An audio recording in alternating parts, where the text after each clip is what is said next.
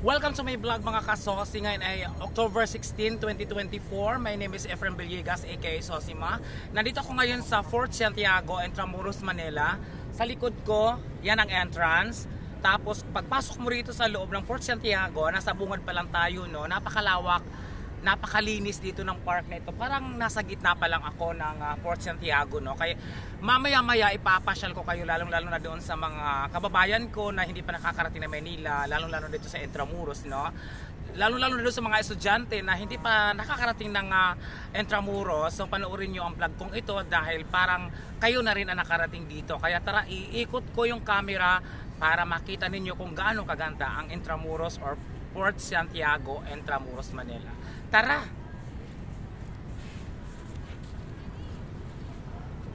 Ayan, kung mapapansin nyo mga kasosi, no, yung puting building na yan ang entrance dito sa may bandang kanan. Para sa kaalaman ng mga manunood ko, sa mga followers ko, bago kayo makapasok dito, ay magpapaalam muna kayo or kukuha kayo ng permit sa Palacio del Gobernador ng Maynila. So doon ako galing para naman panatag ang loob ko habang kumukuha ng mga picture or video dito sa Fort Santiago. Tapos pagpasok ko naman dito sa Fort Santiago, may entrance, may babayaran kang entrance na 75 pesos. Tapos regular siguro yung mga estudyante ay mayroong ang tawag dito discount at saka mga senior citizen. So kung mapapansin niyo sa may bandang kanan diyan ang entrance, no, diyan yan. Tapos dito naman sa may bandang kaliwa, ayan, kung mapapansin nyo, ayan, ayan, so iikot natin yung camera, ayan, dito tayo, ayan, kung mapapansin nyo mga kasosi, no, dahan-dahan lang, ayan na, ito yung pinakabungad ng Fort Santiago. So kung mapapansin, napakarami mga turista naglalakad, ayan, karamihan mga estudyante, may mga foreigner, mga vloggers. So marami nagpupuntahan dito mga kasosi. So ayan, kung itututok natin yung camera, ayan, sentro. Papasok ka doon sa, mamaya pupunta tayo doon, yan ang entrance, no. Papasok doon naman sa, ang tawag dito, iba pang tawag dito, department siguro ang tawag dyan. So mamaya ipapasyal ko kayo sa lahat ng sulok dito sa Fort Santiago, Intramuros, Manila. Total, nandito na rin naman ako, kaya ang araw na ito ay para sa vlog ko sa Intramuros. So welcome to my vlog mga kasosi. Ngayon ay October 16, 2024. Ito ang sitwasyon ngayon dito sa Fort Santiago. Nasa bungad pa lang ako sa entrance. Mamaya-maya lahat ng ay papasukin natin.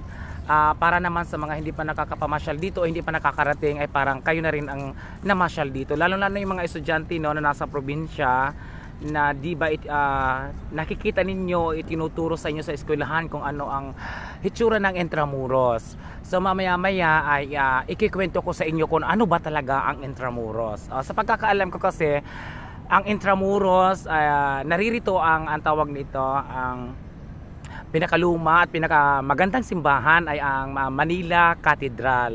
Tapos nandito rin ang pinakamagandang building na tinatawag na Palacio del Gobernador ng Maynila. Kagagaling ko lang doon kanina kasi kumuha nga ako ng permit, di ba?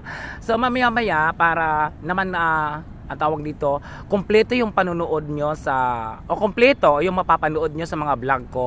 Wala akong sasayangin dito na bawat sulok ay pupuntahan ko para naman ang tawag dito, parang kayo mismo ang namasyal dito. Kaya puputulin ko muna yung video. So ito yung part 1, abangan yung part 2 hanggang kung ilang episode ito dahil marami akong gagawin ditong content. So maraming salamat nga pala sa mga followers ko, sa mga bagong nakafollow sa akin.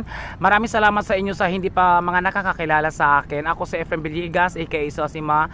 Paki-follow na rin sa aking FB page channel na Efren Villegas channel at saka sa aking YT channel na Sosimas TV. Thank you so much. Abangan nyo ang karugtong nito.